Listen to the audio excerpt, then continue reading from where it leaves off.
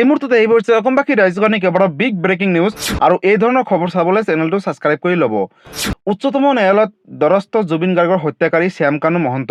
উচ্চতম ন্যায়ালয়ত শ্যাম কানুৰ জামিন বিচাৰি আবেদন। কাইলৈ উচ্চতম ন্যায়ালয়ত হ'ব জামিন আবেদনৰ শুনানি। উচ্চতম ন্যায়ালয়ে বাৰে বাৰে নাকচ কৰিছিল জামিন আবেদন। বাৰে বাৰে মুখ থেকেচা খোৱাৰ পিছত পুনৰ আবেদন কৰিলে শ্যাম কানুৰ অধিবক্তাই। লগতে জুবিন গাৰ্গৰ হত্যাৰ বিচাৰ। সাক্ষ্য গ্ৰহণৰ বাবে কম্পিউটাৰ হোৱা ডিভাইচ আনিছে SITয়ে। অভিযোগনামাত দাখিল কৰা মূল ডিজিটেল তথ্য আছে ডিভাইচখনত। আছে অভিযোগনামাত থকা ভিডিঅ' ফটোৰ অৰিজিনেল ডাটা। আদালতত বহু গুৰুত্বপূৰ্ণ ভিডিঅ' ফটো মুকলি হোৱাৰ সম্ভাৱনা। ডিজিটেল প্ৰমাণ পৰীক্ষাৰ বাবে অনা হৈছে এই ডিভাইচসমূহ বুলি ইতিমধ্যে ঘোষণা কৰিছে। লগতে ৩টাতকৈ অধিক সন্তান থকা মহিলাই নাপাব বিনামূলীয়াকৈ চিকিৎসা। বিধানসভাৰ অধ্যক্ষৰ ডাঙৰ ঘোষণা কৰিলে ৰাজ্যবাসীৰ বাবে, অৰ্থাৎ মন্ত্ৰী ৰঞ্জিত কুমাৰ ডাঙৰীয়াই ঘোষণা কৰিছে যে যিসকলৰ ঘৰত ৩টাতকৈ অধিক সন্তান আছে তেওঁলোকে বছৰি ৫ লাখ টকাৰ বিনামূলীয়াকৈ চিকিৎসা সেৱা লাভ নকৰে তথা চৰকাৰী চিকিৎসা সেৱা লাভ নকৰিব বুলি ইতিমধ্যে ঘোষণা কৰিছে। গতিকে যদি আপোনাৰ ঘৰত ৩টাতকৈ অধিক আছে তেনেহ'লে আপোনালোকৰ বাবে এটা বেয়া খবৰ, কিয়নো এতিয়াৰ পৰা নাপাব আৰু বিনামূলীয়াকৈ চিকিৎসা সেৱা। লগতে ফাষ্ট ট্ৰেক আদালতত জুবিন গাৰ্গৰ হত্যাৰ বিচাৰ প্ৰক্ৰিয়া অব্যাহত। আজি পুনৰ সাক্ষ্যদান কৰিব অভিনেতা ৰবি শৰ্মাই। অভিনেতা ৰবি শৰ্মাৰ লগতে কেইবাগৰাকী এজাহাৰকাৰীয়ে সাক্ষ্য প্ৰদান কৰিব। লগতে ৰাজ্যৰ বিদ্যালয়সমূহত অলিম্পিক মূল্যবোধৰ শিক্ষা কাৰ্যসূচীয়ে সামৰি ল'ব ৰাজ্যৰ ৪০,০০০ বিদ্যালয়ক। শিক্ষাৰ্থীসকলৰ মাজত সুস্থ মানসিকতা, আত্মবিশ্বাস, প্ৰতিযোগিতাৰ মনোভাৱ গঢ়াৰ লক্ষ্য, জীৱনমুখী দক্ষতা বিকাশ আৰু শিক্ষকৰ সবলীকৰণৰ লক্ষ্য ৰাজ্য চৰকাৰৰ। সামাজিক মাধ্যম যোগে অসমৰ মাননীয় মুখ্যমন্ত্ৰী ডক্টৰ হিমন্ত বিশ্ব শৰ্মাই এই ডাঙৰ ঘোষণা কৰিছে। লগতে ধেমাজিৰ হাঁহচৰাৰ ভয়ংকৰ দুৰ্ঘটনাত SBIৰ ২জন কৰ্মচাৰীৰ মৃত্যু। ধেমাজিৰ SBIৰ একাউণ্টেণ্ট ৰাতুল কোঁৱৰ আৰু কেচিয়াৰ হীৰকজ্যোতি মিলিৰ মৃত্যু হৈছে অকালতে, আৰু তেওঁলোকে SBIৰ কৰ্মচাৰী আছিলে বুলি জানিব পৰা গৈছে। লগতে বন্ধ হৈ যাব ৰন্ধন গেছৰ চিলিণ্ডাৰৰ যোগান। EKIC সন্দৰ্ভত নতুন আপডেট, নিয়ম নাজানিলে পৰিব বিপদত। গতিকে যদি আপোনাৰ ঘৰত গেছ চিলিণ্ডাৰ আছে তেনেহ'লে আপোনালোকৰ বাবে এটা ডাঙৰ খবৰ, কিয়নো ৩০ জনৰ ভিতৰত গেছ চিলিণ্ডাৰ থকা প্ৰতিটো গ্ৰাহকসকলে EKIC কৰিব লাগিব। তেতিয়াহে পূৰ্বৰ দৰে গেছ চিলিণ্ডাৰ লাভ কৰিব, অন্যথা গেছ চিলিণ্ডাৰৰ পৰা বঞ্চিত হৈ থাকিব। লগতে অসমত একেবাৰে আন্দোলন নকৰা জাতিটো হৈছে সংখ্যালঘু। আন্দোলন নকৰাৰ বাবে সংখ্যালঘু ল'ৰা ছোৱালীবিলাকে হৈছে ডাক্তৰ আৰু ইঞ্জিনিয়াৰ বুলি ইতিমধ্যে ঘোষণা কৰিছে মুখ্যমন্ত্ৰী ডক্টৰ হিমন্ত বিশ্ব শৰ্মাই। লগতে ৰেচন কাৰ্ড নথকা লোকৰ বাবে ডাঙৰ খবৰ, নতুন ৰেচন কাৰ্ড পাবলৈ কৰিব লাগিব এইসমূহৰ কাজ। লগতে আজিয়ে সাজু কৰক এইকেইবিধ নথিপত্ৰ। গতিকে ৰাজ্যত যিসকল দুখীয়া, দৰিদ্ৰ আৰু মধ্যবিত্ত পৰিয়াল আছে, যদি ৰেচন কাৰ্ড নাই তেনেহ'লে কোনো ধৰণৰ চিন্তা কৰিব নালাগে, কিয়নো আগষ্ট মাহৰ পৰাই নতুনকৈ ৰেচন কাৰ্ডৰ বাবে অসম চৰকাৰে ফৰ্ম বিতৰণ কৰিব। যিসকল দুখীয়া, দৰিদ্ৰ আৰু মধ্যবিত্ত পৰিয়াল এতিয়ালৈকে ৰেচন কাৰ্ড পোৱা নাই তেওঁলোকক পুনৰ ৰেচন কাৰ্ড দিবলৈ চৰকাৰে সাজু হৈছে ইতিমধ্যে। লগতে ৰেচন কাৰ্ড থাকিলে অকল বিনামূলীয়া চাউলে নহয়, তাৰ উপৰিও চৰকাৰী কেইবাটাও আঁচনি লাভ কৰিব, যেনেকৈ অৰুণোদয় আঁচনি, PM কিষাণ হওক বা চৰকাৰী ঘৰ হওক, চৰকাৰী টয়লেট হওক আদি কৰি যিকোনো চৰকাৰী আঁচনি লাভ কৰিব হ'লে ৰেচন কাৰ্ড লাগিবই। গতিকে যদি ৰেচন কাৰ্ড নাই অতি শীঘ্ৰেই বনাই লওক, আৰু ৰেচন কাৰ্ড থাকিলে লাভ কৰিব চাউলৰ লগতে কেইবিধো সামগ্ৰী। গতিকে ৰাজ্যবাসীৰ বাবে এইটো এটা ডাঙৰ আপডেট আছিলে। আৰু আজিৰ পৰৱৰ্তী খবৰটো হৈছে আন এটা ডাঙৰ খবৰ, অৰ্থাৎ অহা 23 জুনত ঘোষণা কৰা হ'ব মেট্ৰিকৰ কম্পাৰ্টমেণ্টেল পৰীক্ষাৰ ফলাফল। দিনৰ 11 বজাত ASBB পৰ্টেলৰ যোগে পৰীক্ষাৰ্থীয়ে লাভ কৰিব ফলাফল বুলি শিক্ষামন্ত্ৰীয়ে ডাঙৰ ঘোষণা কৰিছে ৰাজ্যবাসীৰ বাবে। গতিকে ৰাজ্যৰ লাখ লাখ ছাত্ৰ ছাত্ৰীসকলৰ বাবে এটা ডাঙৰ খবৰ।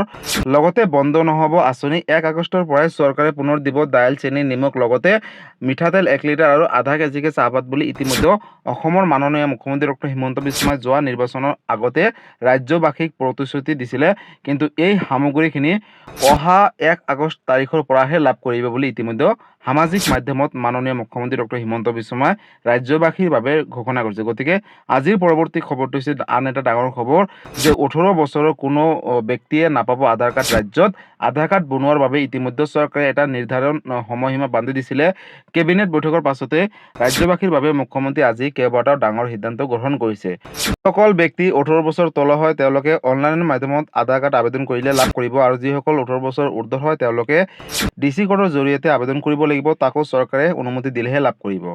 লগতে হিতাধিকাৰীসকলে সাৱধান, 30 জুনৰ ভিতৰত কৰক এই জৰুৰী কাম, অন্যথা বঞ্চিত হ'ব অৰুণোদয় আঁচনি 3.0 ধনৰ পৰা। অৰুণোদয় আঁচনি 3.0 হিতাধিকাৰীসকলৰ বাবে এটা অতি গুৰুত্বপূৰ্ণ খবৰ।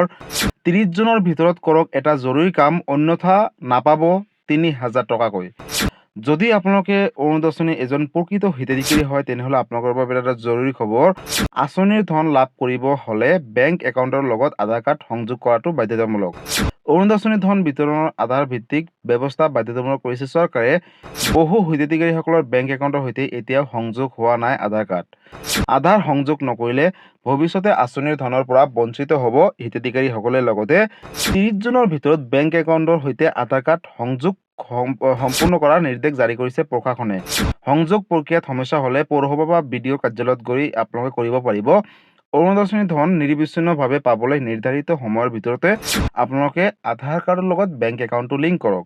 গতিকে ৰাজ্যৰ লাখ লাখ কোটি কোটি অৰুণোদয় আঁচনি হিতাধিকাৰীসকলৰ বাবে এটা ডাঙৰ খবৰ, কিয়নো 30 জুনৰ ভিতৰত যদি আপোনালোকে বেংকৰ লগত আধাৰ কাৰ্ড লিংক নকৰে তেনেহ'লে আগষ্ট মাহৰ 10 তাৰিখে 3000 টকাৰ পৰা বঞ্চিত হৈ থাকিব। গতিকে যদি আধাৰ কাৰ্ডৰ লগত বেংক একাউণ্ট লিংক কৰিব হয়, কেনেকৈ কৰিব?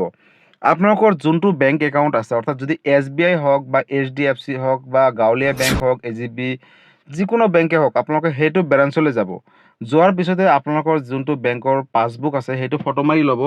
লগতে আপোনালোকৰ যিখিনি ডকুমেণ্ট যেনেকৈ পেন কাৰ্ড লাগিব, আধাৰ কাৰ্ড লাগিব আৰু ফটো লাগিব আৰু মোবাইল নম্বৰ, আৰু এই ডকুমেণ্টছখিনি জেৰক্স কৰি যদি আপোনালোকে সংলগ্ন কৰি আপোনালোকৰ বেংকৰ অফিচাৰ বা বেংকৰ যোনটো মেনেজাৰ আছে তেওঁক জমা দিয়ে, তেনেহ'লে আপোনালোকৰ বেংকৰ মেনেজাৰে অতি শীঘ্ৰেই বেংকৰ লগত আধাৰ কাৰ্ডখন লিংক কৰাই দিব।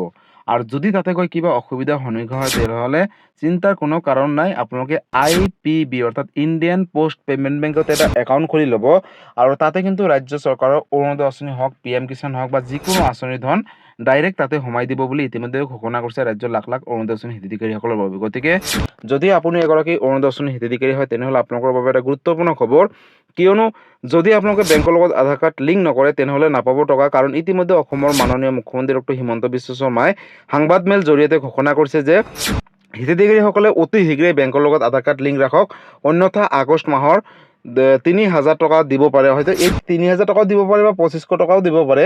এতিয়ালৈকে চৰকাৰে আনুষ্ঠানিকভাৱে ঘোষণা কৰা নাই কিমান টকালৈকে দিব। যিহেতু পূৰ্বতে দি আছিলে 1250 টকা, তাৰ মাজতে যোৱা কেইমাহমান পূৰ্বে দিছিলে এককালীন 9000 টকা।